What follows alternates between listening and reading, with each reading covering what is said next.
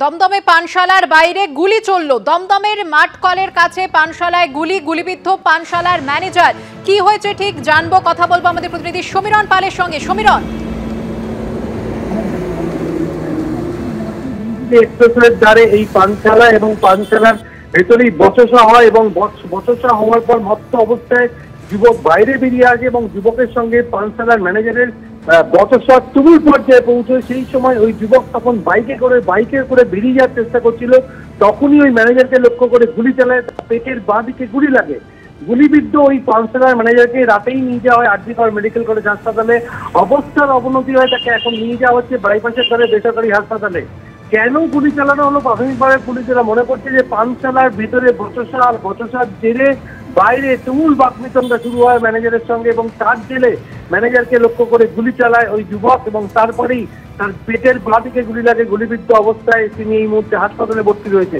কিন্তু প্রশ্ন হচ্ছে, বেলগড়িয়া এক্সপ্রেসওয়ে রাতে নিরাপত্তা নেই। কিছুদিন আগে তুমি জানো যে বেলগড়িয়া থানা এলাকায় একটি শুট আউটের ঘটনা ঘটে এবং শুট আউটে গুলিবিদ্ধ একজনের মৃত্যুর ঘটনা ঘটেছিল।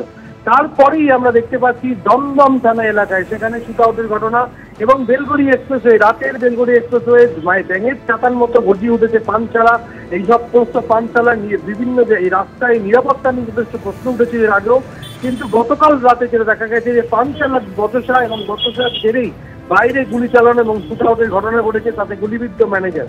এবং এই ঘটনার জেরে এলাকায় যথেষ্ট উত্তেজনা ছড়িয়ে পড়ে এবং এই মুহূর্তে ঘটনাস্থলে দমদম থানার পুলিশ পৌঁছেছে এবং আস্তে ছড়িয়ে দেখার চেষ্টা হচ্ছে। সুকর্ণা, ধন্যবাদ সমীরণ।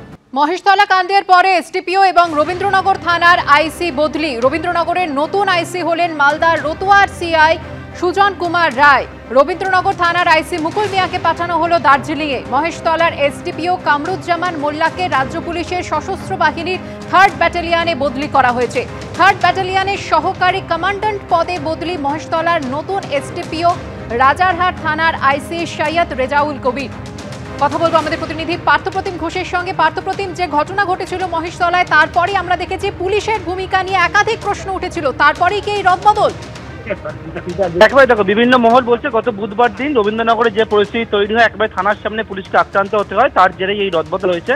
রবীন্দ্রনগর থানার আইসিকে বদলি করে দার্জিলিংয়ে পাঠানো হয়েছে এবং সেক্ষেত্রে যে বিষয়টা বলা হচ্ছে যে রবীন্দ্রনগর থানার আইসি যিনি ছিলেন অর্থাৎ মুকুল মিয়া, ওনাকে দার্জিলিংয়ে বদলি করে পাঠানো হলো এবং সেই জায়গায় মালদা রতুয়ার যিনি সার্কেল ইন্সপেক্টর ছিলেন সুজন কুমার রায়, ওনাকে নতুন আইসি রবীন্দ্রনগর করে নিয়ে আসা হয়েছে।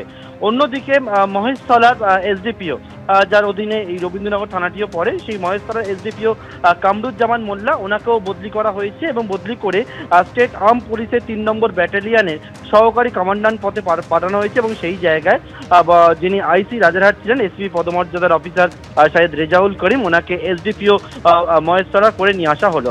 একেবারে থানার সামনে গত বুধবার দিন রবীন্দ্রনগরে যে পরিস্থিতি তৈরি হয়েছিল, সেখানে পুলিশ কর্মীদের আক্রান্ত হতে হয়েছিল, একেবারে রণক্ষেত্রের চেহারা নিয়েছিল, তারই জেরে এই বদলি বলে বিভিন্ন মহল মনে করছে। তবে পুলিশের তরফ থেকে বলা হচ্ছে এটি রুটিন বদলি এবং রবীন্দ্রনগর থানার আইসি এবং মহেশতলার এসডিপিওকে বদলি করা হলো এবং গতকাল বিকেল বেলায় সেই বদলি হয়েছে, তেমনটাই জানা গিয়েছে।